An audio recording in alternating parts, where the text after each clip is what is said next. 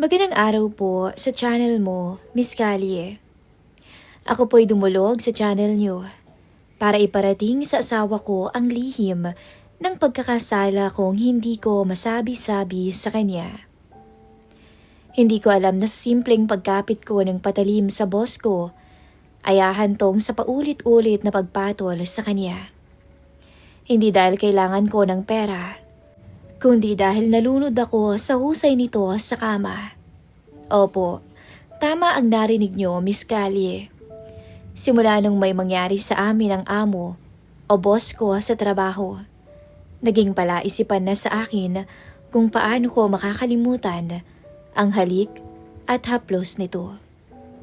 Mahal kong Leo, hindi ko alam kung paano ko sisimulan tong sulat na ito. Habang sinusulat ko to, nasa ospital ka, payat na payat. Halos hindi ko na makita ang dating tindig mo. Naiiyak ako habang tinitingnan ka, kasi alam kong ako ang may kasalanan kung bakit mas lalo kang masasaktan kapag nalaman mo ang totoo. Pero kailangan kong ilabas to, kahit dito man lang sa munting teleradyo. Ako nga pala to, si Myra, ang misis mong cashier sa Minimart. Asawa mong kahit kailan, hindi ko pinilit sumuko sa'yo. Nang makonfine ka dahil sa komplikasyon sa kidney, doon nagsimula ang lahat. Ang takot, ang utang, ang gabing hindi na ako makakain ng maayos dahil sa pag-iisip kung saan ako kukuha ng pera. Noong araw na nagpaalam ako sa'yo, hindi mo alam, nanginginig ako. Sabi ko, love, may paraan. Kahit ayoko, may paraan pa. Tumingin ka sa akin na parang wala ka ng lakas magtanong, pero alam mong may mali. Myra, anong ibig mong sabihin? Tanong mo pa noon. Magbibigay ng pera si boss. Anong kapalit? Agad mong sabi. Alam kong mahirap para sa'yo. Alam mong matagal na akong type ng boss ko. Pero kahit kailan, hindi ako pumayag na matikman niya ako. Hindi naman po sa pagmamayabang, may itsura talaga ako. Mestiza. Dahil may lahi po ang tatay ko na iniwan kami noong bata pa ako. Maganda rin ang hubog ng katawan ko dahil wala pa po kaming anak ng asawa ko. Sa edad kong 26, talagang baliw na baliw po sa akin ang boss ko. Lalo kapag kami lang sa store. Lagi ako nitong inaalok ng, alam nyo na. Bahagya akong kinurot ang kamay mo noon, Leo, at tag-iwas ng tingin. Hindi ko masabi, pero alam mo, hindi rin ako magsisinungaling. Pero ang mas masakit, ikaw pa ang nagsabing isang beses lang, para sa ospital, para sa gamot mo, para sa'yo. Na para bang binibigyan mo ko ng permiso para maging marumi, basta mailigtas kita. Pero Leo, hindi mo ginusto yon. Pinilit mo lang tanggapin kasi wala ka nang magagawa. At ako, sinamantala ko ang kahinaan mo. Pero ito ang katotohanan na hindi ko masabi. Nung una akong pumunta sa office ni Boss Daniel, halos himatayin ako sa kaba. Alam ko na ang kapalit bago pa niya buksan ang sobre ng pera. Hindi ko akalaing kaya kong tanggapin kapalit ng dangal ko. Alam mo, mahal, sa tala ng buhay ko, ikaw lang ang nakasama ko sa kama. Sa'yo ko binigay ang una ko.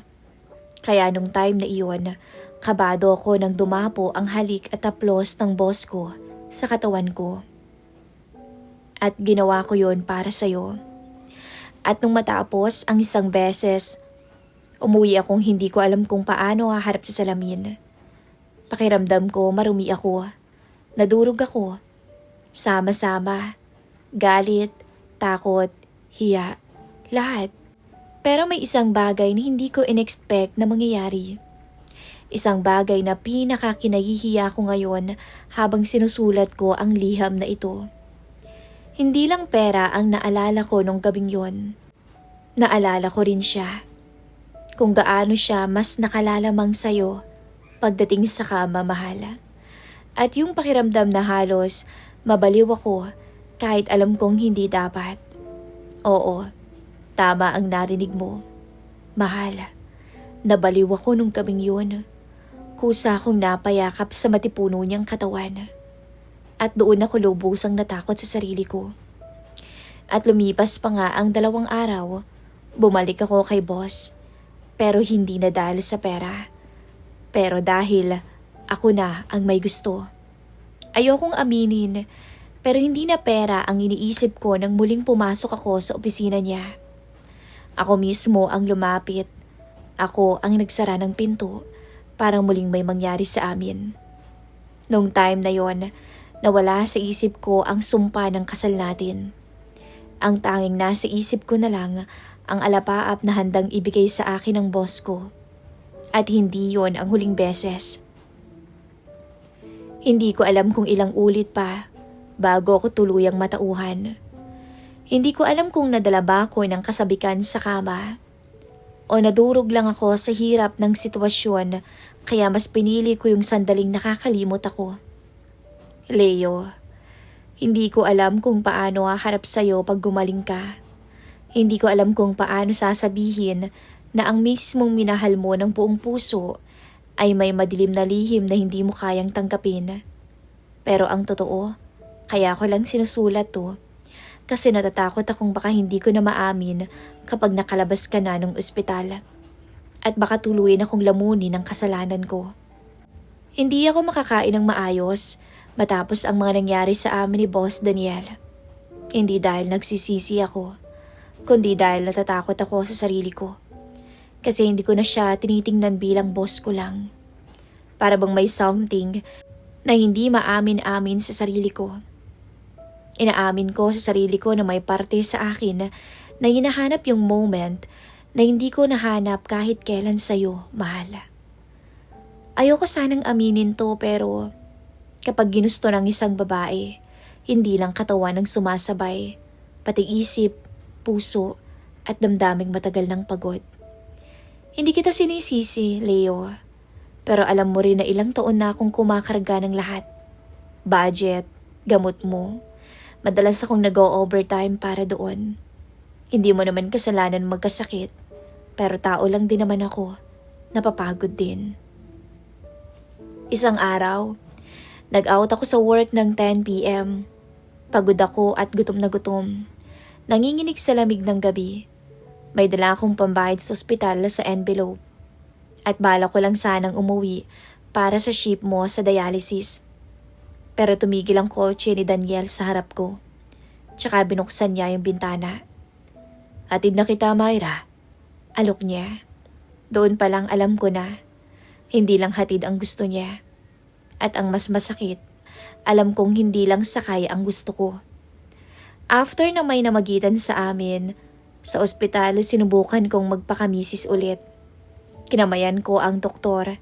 Sinubukan kong ngumiti habang kinukwento niya ang improvement sa lab result mo. Habang hawak ko ang kamay mo, habang natutulog ka, iniisip ko kung paano ko bababawiin lahat ng ginawa ko. Pero sa totoo lang, tuwing nakikita ko ang katawan mong nangangayayat, may oxygen tube, may mga pasa sa braso, nakakaramdam ako ng hiya.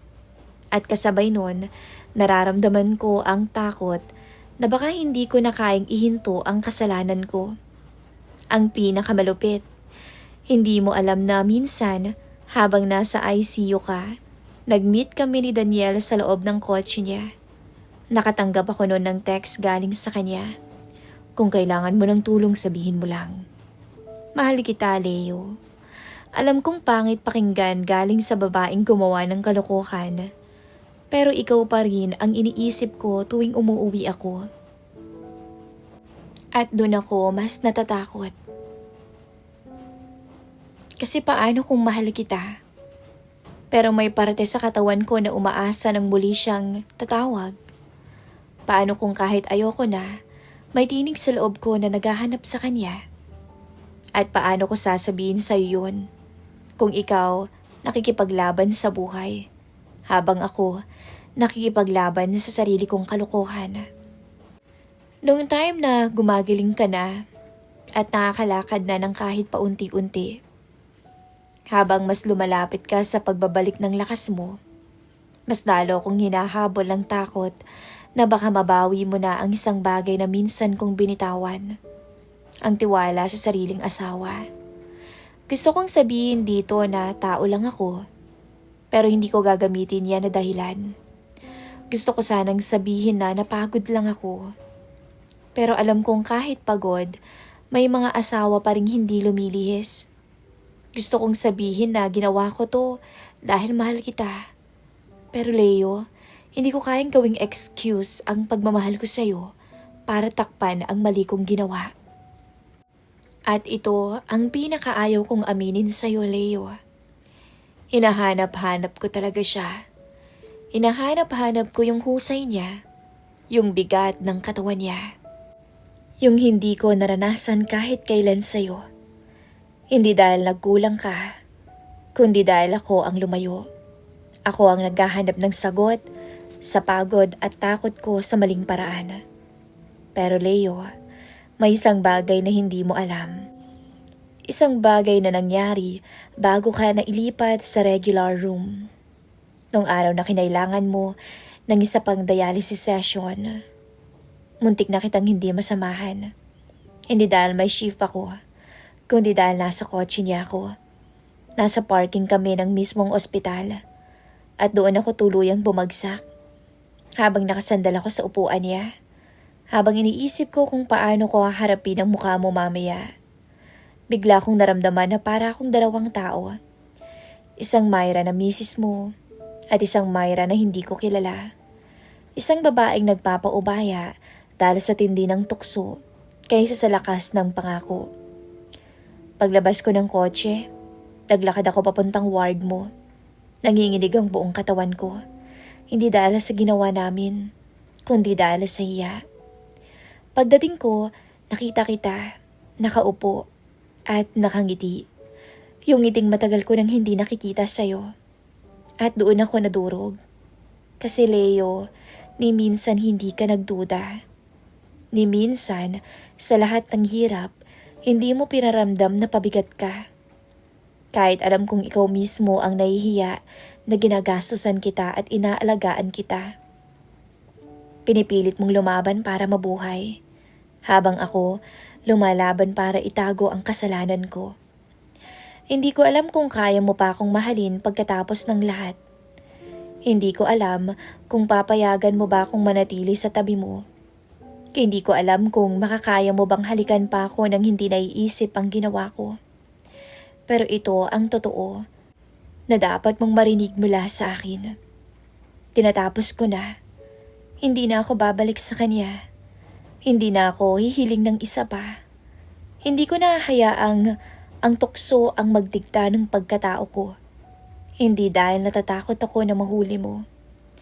Tinatapos ko kasi ngayon ko lang nakita na ikaw pa rin ang tahanan ko. Ikaw pa rin ang taong gusto kong paglingkuran, alagaan, pagsilbihan. Hindi dahil obligasyon, kundi dahil ikaw pa rin ang lalaking minahal ko. Hindi ko hinihiling na patawarin mo ko agad. Hindi ko hinihiling na kalimutan mo lahat. Hindi ko hinihintay na maging okay agad tayo. Pero hinihiling ko lang, kapag napakinggan mo to, sana hindi mo agad isara ang pinto. Sana bigyan mo ako ng pagkakataong bawiin ang sarili ko. Hindi ko alam kung mahal mo pa rin ako kapag nalaman mo to. Pero mahal kita. Kahit mali lahat ng ginawa ko, tandaan mo, mahal na mahal kita. Hanggang dito na lamang po ang kwento ko. Nagmamahal, Myra. At dito po nagtatapos ang lihim na liham ng ating Center of the Day. Sa mga gustong magkomento at bigyan ng payo si Myra, just comment down below. Muli, ito po ang inyong lingkod, Miss Callie.